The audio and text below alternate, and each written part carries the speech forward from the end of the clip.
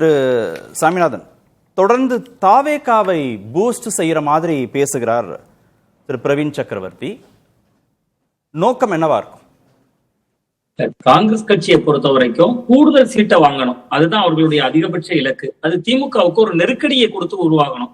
அப்ப திமுகவுக்கு நெருக்கடியை கொடுக்கணும்னா தாவேகாவை ஒரு பக்கம் பாராட்டிக்கிட்டே இருக்கணும், இன்னொரு பக்கம் தாவேகா கொஞ்சம் செல்வாக்கு இருக்கு, மக்கள் கிட்ட நல்ல அதற்கு ஒரு வரவேற்பு இருக்கு அப்படின்னு பேசுகிற பொழுது திமுகவுக்கு அது ஒரு வகையான எரிச்சலையும் விட்டும், காங்கிரஸை அமைதிப்படுத்த வேண்டிய தேவை இருக்கு அப்படிங்கிறதாவும் உணர வைக்கும். சோ இப்ப காங்கிரஸ் கட்சியினுடைய அதிகபட்ச இலக்கு என்பது திமுக கூட்டணியில தொடர்வதற்கான வாய்ப்பு தான் அதிகமாக இருந்தாலும் கூட அவர்களுக்கு கூடுதல் இடங்கள் வேணும். கிட்டத்தட்ட ஒரு 25 இடங்கள் என்பது ரொம்ப ரொம்ப குறைவு என்பதாக காங்கிரஸ் நினைக்கிறாங்க. அவர்கள் அதற்கு அதிகபட்ச இடங்களை நோக்கி நகரணும். அப்படின்னா என்ன செய்யறாங்க அப்படின்னு பாத்தீங்கன்னா, முழுக்க முழுக்க தமிழக வெற்றி கழகத்துக்கு பிரவீன் சக்கரவர்த்தி போன்றவர்கள் ஏற்கனவே அவர் நேரடியாக சென்று விஜய் அவர்களை சந்தித்தார். ராகுல் காந்தி அவர்கள் எந்த விதமான நடவடிக்கையும் எடுக்கல.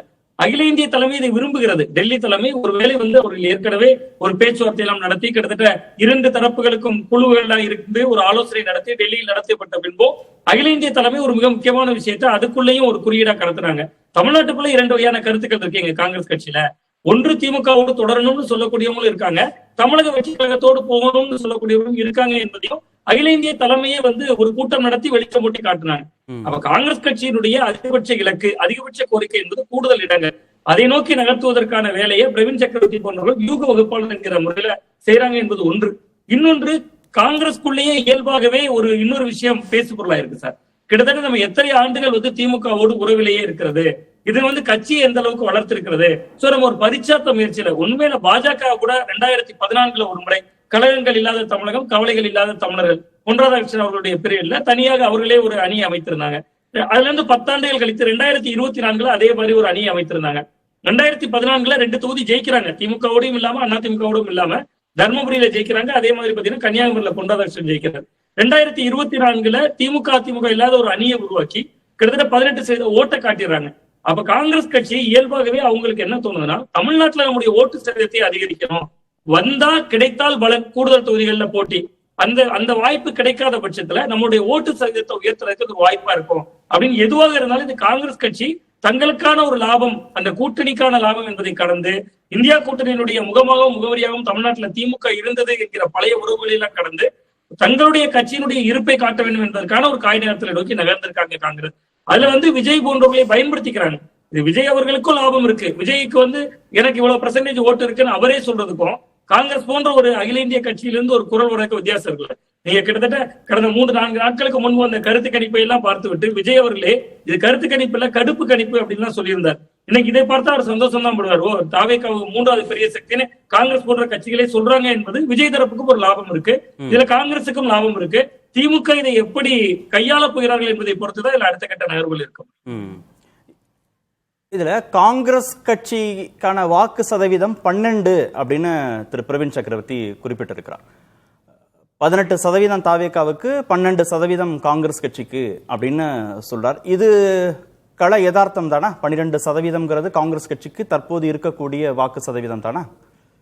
இல்ல, நிச்சயமா இது பிரவீன் சக்கரவர்த்தி அவர்களுடைய அபரிமிதமான கற்பனை அப்படின்னு தான் நான் பாக்குறேன் சார். காங்கிரஸ் கட்சியினுடைய நிரூபிக்கப்பட்ட ஓட்டு வங்கி, அதாவது காங்கிரஸ் கட்சிக்கு எவ்வளவு செல்வாக்கு இருக்கு என்பதற்கு நமக்கு ஒரு தரவு இருக்கு. அது 2014 பாராளுமன்ற தேர்தலில் அவர்கள் தனித்து போட்டி போட்டாங்க. அதுதான் நம்மகிட்ட இருக்கக்கூடிய உச்சபட்ச தரவு. காங்கிரஸ் கட்சி தனித்து தேர்தலை சந்தித்தது. அந்த தேர்தலில் 39 நாடாளுமன்ற தொகுதிகளையும் சேர்த்து காங்கிரஸ் எதிர்த்த வாட்டு சதவீதமே 4.37% தான். அவங்க காங்கிரஸ் கட்சிகிட்ட நம்ம நிரூபிக்கப்பட்ட, நமக்கு இப்ப இன்னைக்கு அன்டெஸ்டட்னு சொல்லிடுவோம் விஜய் போன்றவர்களை கூட, ஆனா காங்கிரஸ் நம்மகிட்ட நிரூபிக்கப்பட்ட ஒரு ஓட்டு வங்கி இருக்குன்னா அது 2014 பாராளுமன்ற தேர்தல். அதுல அன்னைக்குதான் மோடி எதிர்ப்பு அலை கடுமையாக வீசிய காலகட்டம். இந்த தமிழ்நாட்டுல மோடியா இந்த லேடியா இந்த கேட்டு விஜய் ஜெயலலிதா அவர்கள் தேர்தலை சந்தித்த காலகட்டம். அந்த தேர்தல் தான் காங்கிரஸ் கட்சி கடைசியாக தனித்து நின்ற ஒரு தேர்தல். அதுல மொத்த 39 நாடாளுமன்ற தொகுதிகளும் சேர்த்து சார் 17,50,990, 18 லட்சம் கூட இல்ல, 17,50,990 என்பதுதான் காங்கிரஸ் எடுத்த ஓட்டு. நீங்க அப்படியே அவர் சொல்ற அந்த 12% எப்போ வந்திருக்குன்னு பார்த்தா 2019 பாராளுமன்ற தேர்தல் சார். திமுகவோட அணி சேர்றாங்க. 2014 பாராளுமன்ற தேர்தலில் தனித்து நிக்கிறப்ப 4.37 வாங்கின காங்கிரஸ் கட்சி 2019 வெறும் 9 தொகுதி தான் போட்டிடுறாங்க. 54,05,674 ஓட்டு எடுத்துறாங்க. 12.72 இந்த சதவீதம் தான் பிரவீன் சக்கரவர்த்தி சொல்ற சதவீதமா நான் பாக்குறேன் சார். அவர் 12% என்பது காங்கிரஸ் கட்சிக்கு மட்டும் எடுத்துக்கிறாரு அந்த கிரெடிட்ட. ஆனா அது 2019 திமுக காங்கிரஸ் கூட்டணி எடுத்த 9 தொகுதிகள் எடுத்த ஓட்டு.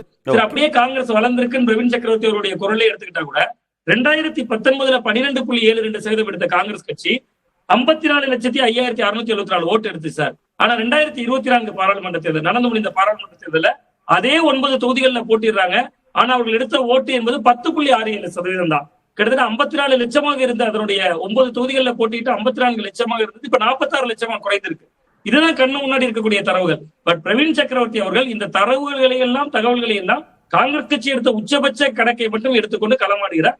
காங்கிரசுக்கு 12க்கு அதிகமாகவே இருக்கு. அது எங்கன்னா சிறுபான்மையினர் பகுதிகளில் இருக்கு, கன்னியாகுமரி மாதிரியான பகுதிகளில் இருக்க ஒழிய தமிழகம் முழுவதும் காங்கிரஸ் கட்சிக்கான செல்வாக்கு அவர் 12% சொல்வார் என்றால் கூட்டணி பேர வலிமைக்காக தமிழ்நாடு முழுவதுமான காங்கிரஸ் கட்சியின் வாக்கு சதவீதமாக அந்த 12 எடுத்துக்கொள்ள முடியாதுன்றீங்க. 100% எடுத்துக்கொள்ள முடியாது. நீங்க கன்னியாகுமரி, திருநெல்வேலி போன்ற மாவட்டங்களை எடுத்துக்கிட்டீங்கன்னா இங்க 12க்கும் அதிகமாகவே இருப்பாங்க.